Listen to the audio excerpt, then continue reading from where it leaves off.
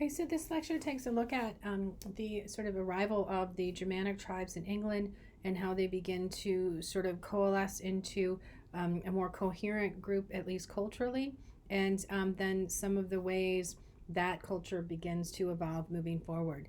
One of the sort of challenges in understanding what happened is, again, with terminology and understanding exactly who we're talking about. So, this is one of the ways that we get to this idea of people of England or English. This is a depiction of the Pope, Pope Gregory. And the way the story goes is that the Pope is in Rome, or he's in Italy, and he goes down to the port and he encounters a ship being unloaded. And in particular, it has a cargo of slaves. And he's struck because these slaves have blonde hair and blue eyes. Sort of coloring that he's not used to from sort of an Italian perspective.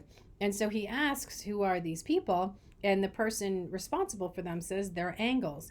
And he says, not Angles, angels. And then decides moving forward that he wants to sort of target these people with conversion efforts. So Gregory isn't alone in sort of referring to the peoples, these Germanic tribes of Britain, as Angles. We also have a source in the form of Bede, and Bede is a monk in the 7th century who is raised at the monastery of Jarrow, and you can see he enters that monastery when he's about 7. He ultimately becomes one of the most sort of well-respected sources of knowledge of this period with his ecclesiastical history of the English people. And you can see this is one of the first pages of that manuscript envisioned here, with a lot of sort of Celtic illuminations and insular style. And Bede is an extraordinarily detailed source in terms of explaining sort of what happens during this period. And it's Bede who references the people who are part of that sort of wave of invaders as Angles, Saxons, and Jutes. We do know, however, that by the time Bede is writing, probably what's happened is a much more sort of diverse group of Germanic tribes has settled. And then over the course of time, they become sort of grouped into these larger categories. But that terminology is going to continue moving forward. So in terms of cultural practices, there are a few things that sort of unify all of these Germanic tribes. And you can see sort of in the map how where they come from. And there is another source named Procopius who also talks about Frisians as part of this mix. The extent to which they are is not clear, but there's certainly someone to be aware of. So we do know that the common sort of language that these Germanic tribes speak is what we call Old English, though each probably spoke a slightly different dialect. They are tribal, so the primary unifying element of each of these groups is either blood or marriage. The leader of each tribe is a combination of heredity and election. So there is a particular family that's sort of designated as the family that supplies the various leaders of the tribe over time. But then it's not a strict sort of succession like we're going to see emerge in Western Europe over the course of the period of a strict sort of father-son succession, which we call primogeniture, or father-eldest-son succession, which would be primogeniture. What we see here is so you have sort of the family that supplies the leaders, and then the Witan, which is sort of a council of elders, will choose from among the sons of the previous leader. So whoever sort of has distinguished themselves and seems most capable, then will be chosen from amongst that family. And the distinguishing elements generally tend to be sort of connected to military leadership. So a Germanic practice of the comitatus, the war band, is something that becomes instrumental in Anglo-Saxon society. So almost all able-bodied free men within the tribe would comprise the comitatus, and they would be sort of connected to the leader. Sort of the glue that connects them together would be the distribution of plunder. So these societies very much sort of function through the acquisition of movable wealth, precious metals, precious jewels, silver, gold, livestock, pigs, chickens, cows, anything that one can sort of can gather easily. Also, slaves were an endemic feature of this society as well. And so that movable wealth would be distributed amongst the followers of whatever leader is in charge. The other sort of practice that is introduced to England is the practice of weregild. So blood feuds were really common in this society. It's very much a sort of a retributive form of justice. So if someone from one tribe harms someone from another tribe, then they would sort of respond with a military attack. And there's sort of a gradual recognition that this can actually be a really destabilizing feature within society. And a lot of the times these feuds could just sort of escalate. So the weregild is a practice of assigning a monetary value to a particular individual depending upon their status within society, their sex, and their age. So the highest price would be paid for a adult male member of the comitatus, also an adult free females of childbearing age, and then you would have sort of a sliding scale of payment accordingly. And so we do know that the success of these tribes very much depended on the effectiveness of their leaders, their military abilities, but also their ability to sort of solve problems and disputes, the extent to which they were perceived of as fair, their decisions about sort of when to attack or when not. And so these practices are all imported into England.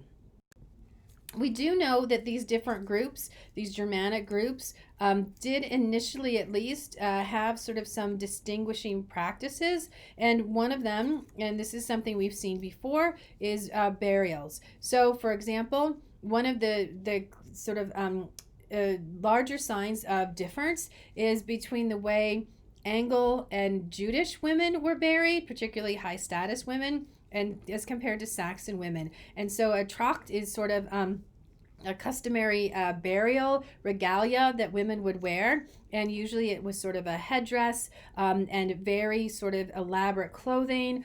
They would be buried with elaborate grade goods of a lot of value. And so you can see, for example, this particular burial, this woman was buried with sort of an ivory purse, and it had that sort of jeweled clasp. And then there are a few more sort of precious metals above by her head.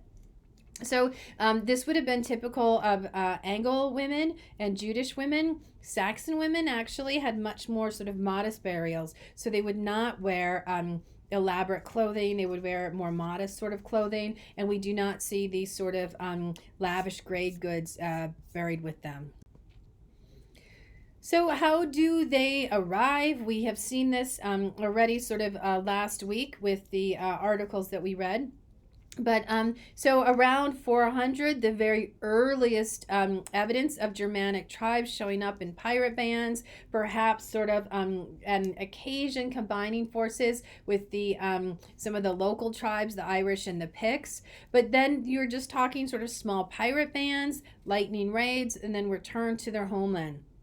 But as the Roman army finds itself increasingly sort of strained and has difficulty defending against some of these attacking tribes like the Picts and the Irish, they start to sort of welcome some of these Germanic tribes to help them provide defense. So this is a super common Roman practice of foederate status. So foederate status is granted to military groups who agree to provide defense in return for land. This is super common across the Roman Empire. So some of these Saxons, we know the earliest foederates were probably Saxons that the general Vortigern brought in. And he said, so if you help me defend my land, I will give you land of your own. And then this practice doesn't work any better in England than it does elsewhere in the Roman Empire. So gradually these groups start to see the availability of this land. It's better agricultural land than what they have at home. And why do they need to wait for the Romans to give it to them when they can just take it? And increasingly, as Rome begins to sort of pull out and that vacuum emerges in terms of defensive fortifications, they're able to settle larger and larger sort of percentages of the population. Though important to remember that settlement is very unevenly distributed. So in the south, you have much higher concentrations of Anglo-Saxon and Jewish settlers, and much fewer in the north near Northumbria. So then the political system that emerges is what we call the heptarchy, the kingdom of seven. Though that number fluctuates, sometimes there's a few more, sometimes there's a few less. It probably starts out with lots more, and then a few smaller kingdoms are consolidated. You can see the seven here: Northumbria, Mercia, West Saxons, South Saxons, Kent, East Saxons, and the East Angles. And then you still do have, in this mix, it's important to recognize these powerful Celtic kingdoms. So in Wales, you have Gwynedd and Powys. These are going to be really important, strong kingdoms well until the medieval period. You also have Damonia down in Cornwall, and the Picts up in modern-day Scotland. So there is still a Celtic presence. The Bretwalda is a concept that sort of introduced this notion of a high king. At times, some of these kingdoms are going to sort of exercise more power than others. And so that king will sort of claim the status as a Bretwalda or a high king. Early on, it's just very much symbolic. But over the course of time, we'll see it kind of evolves into actually taking on real meaning. So Sutton Hoo is one of the sort of richest archaeological discoveries in England, and it dates to the 7th century. And so you can see in the middle image, it's sort of a mound. There was another one next to it that had been raided and robbed, and then this one was left intact. And when they did sort of dig into it in the 19th century, what they discover is there's a ship that's buried, and that ship contained the skeleton of a man, as well as an incredible amount of movable wealth.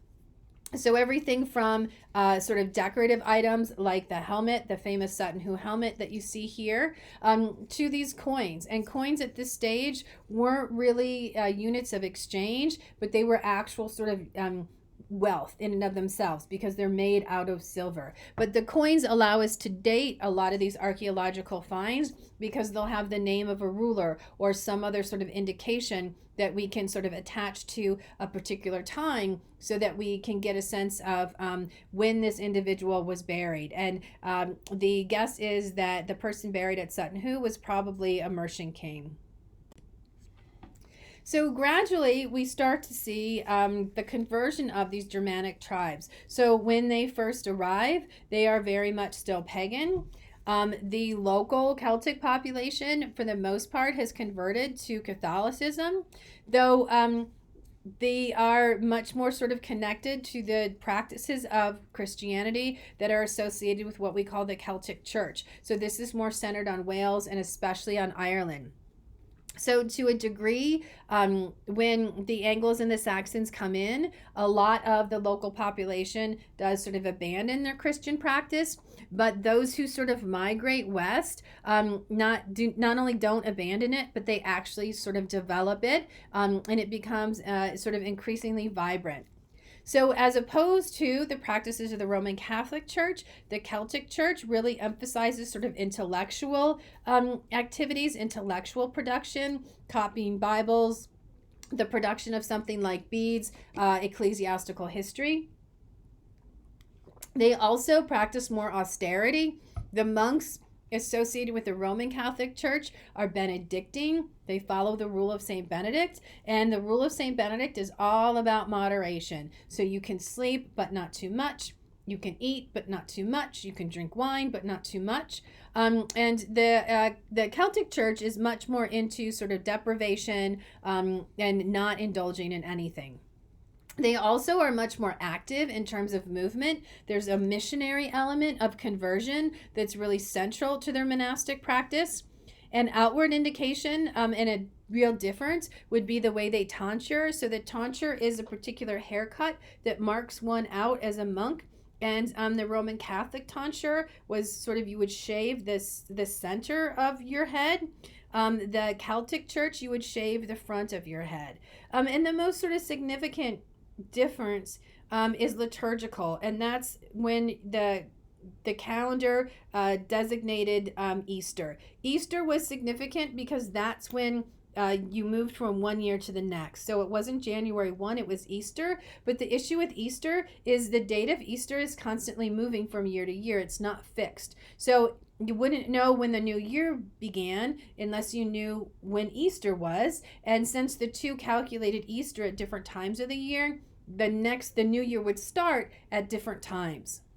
In 576, the Irish monk Columba establishes this monastery at Iona, which you can see pictured here, which is it's way in the east of the northern part of England. It's very isolated. It's very sort of open to the sea. There was a monastery and a nunnery, and this was intended to be sort of a point of entry into England from which he could then conduct sort of more intensified efforts at conversion. At the same time, the Pope, Gregory, who I talked about before, sends a monk, Augustine, and about 40 others specifically to go to England to begin to sort of convert the local population. And Augustine actually finds sort of a friendly welcome in King Ethelbert of Kent.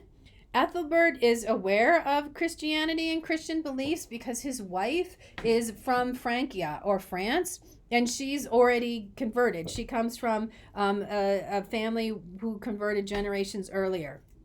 So Ethelbert welcomes Augustine. He actually gives him a church, this church. It was an abandoned Celtic church, and this is one of the oldest churches, extant churches in England today.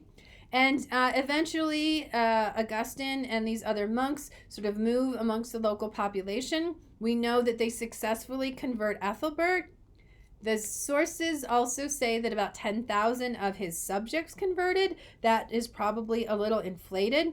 And what those individuals actually understood themselves to be doing is probably questionable. But that's what the sources tell us. And then we know that once Ethelbert converts, Christianity spreads to the neighboring kingdoms of East Anglia and Essex. It's important to recognize, however, that this isn't like the first and then the rest of the dominoes fall. There's a lot of back and forth. After Ethelbert's death, his successor is pagan. And so Christianity kind of disappears for a while. The same thing happens sort of up in Mercia. King converts, his successor, pagan. So then it's sort of a reversal back to sort of pagan beliefs. So it's a really slow, gradual, not always forward trajectory process. Eventually, however, one of the central sort of moments happens at the Synod of Whitby. And in 664, King Oswy sort of calls together representatives from the Roman Catholic Church and from the Irish Church to sort of make a determination about which one they're going to follow moving forward.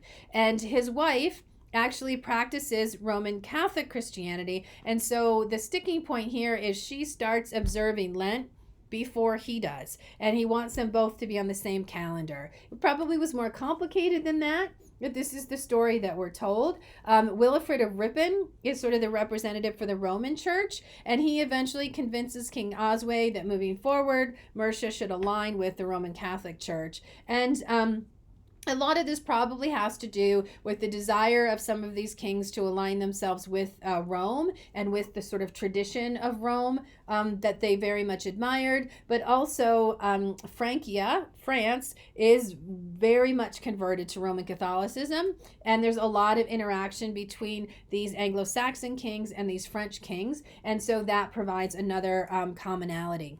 Eventually, the Celtic Church, some of the monasteries of the Celtic Church, like Iona and Lindisfarne, will begin to observe sort of the liturgical calendar of the Roman Catholic Church, though it's going to take a little bit of time. And organization, then we have Theodore of Tarsus, who the Pope appoints as Archbishop of Canterbury. He is a Greek. He comes in and he begins to lay sort of an administrative foundation for the Catholic Church in England. So he divides all the territory up into dioceses, and he chooses bishops for each of those dioceses. He also holds some assemblies, and he invites members of the clergy and monks to come so that they can sort of discuss different sort of practices and traditions. He also limits the movement of monks. So, unlike these Irish monks who sort of moved around quite a bit, he says monks need to stay within their monastery in accordance with the Benedictine rule. And what you begin to see then is this centralization of ecclesiastical authority under the Archbishop of Canterbury. And so from Theodore on, the Archbishop of Canterbury is going to be by far the most powerful official in the church in the Kingdom of England. And this is an image of the Pope sending Theodore off to England. So the other sort of process that begins is that of consolidation. And a lot of the times there's this sort of narrative that consolidation of England happens under Alfred, and it's this major turning point, and it sort of comes out of nowhere. And that narrative is a little simplistic. We know that as early as the 8th century, various kings of the Heptarchy, especially Northumberland, Mercia, and Wessex, begin to sort of embrace this notion of a unified kingdom of Angles and Saxons and lay sort of a political foundation for what that might look like moving forward. The first sort of step happens in the 8th century, and you've got a lot of different individuals contributing to this process, but sort of highlighting the contributions of King Offa. So you could see 757 to 796. This is a really long rule, which provides a lot of stability. It's under Offa that Mercia is able to expand its political authority, and you can see from that map, all the green is territory that at one point or another is subject to the King of Mercia, so they have to pay tribute. They also sort of sponsor a commercial resurgence, markets, merchants. Trade is quite extensive during this period, and in part we see the reemergence of coins as a unit of exchange as a reflection of the political stability as well as this renewed commerce. We also know that King Offa introduced some educational reforms. Unfortunately, unlike Alfred, King Offa does not have his own biographer, so we just don't know that much about him as we would like. And we also know that he puts in place a parish system. So you want to get sort of priests and spiritual knowledge to people in the rural communities and villages. How are you going to do that? So a parish is sort of a subunit of the diocese, and it then each parish has a priest, which sort of tends to the needs of the people who live there, and they pay taxes, and then those taxes go to support the local priest. One sort of example of how powerful Offa was at the height of his rule is his ability to marshal the resources to construct what's called Offa's Dyke. So as you can see from the map, this is a fortification that that covers the entire sort of western boundary of Mercia and provides defense against attacking sort of Welsh tribes. It's a ditch, a dike, so it's like 6 feet wide. All the dirt that's sort of dug out then is pushed to the one side to build up that fortification. And in particular hotspots, they also would have had some stone walls. And the amount of manpower, and time it took to build this dike really reflects how powerful Offa was. And in and of itself, it is longer than Hadrian's Wall and the Antonine Wall combined. So this is really quite an architectural feat. So continuing this move towards consolidation, after Offa's death, his successors are never quite as effective as he is, and you start to see Mercia eclipsed by the rise of the nearby kingdom of Wessex.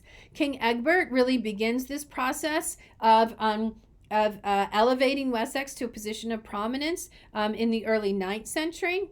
Like Offa, he too had a really long reign. He defeats the Mercians at the Battle of Ellendon, and this allows him then to extend authority over Mercia and claim tribute.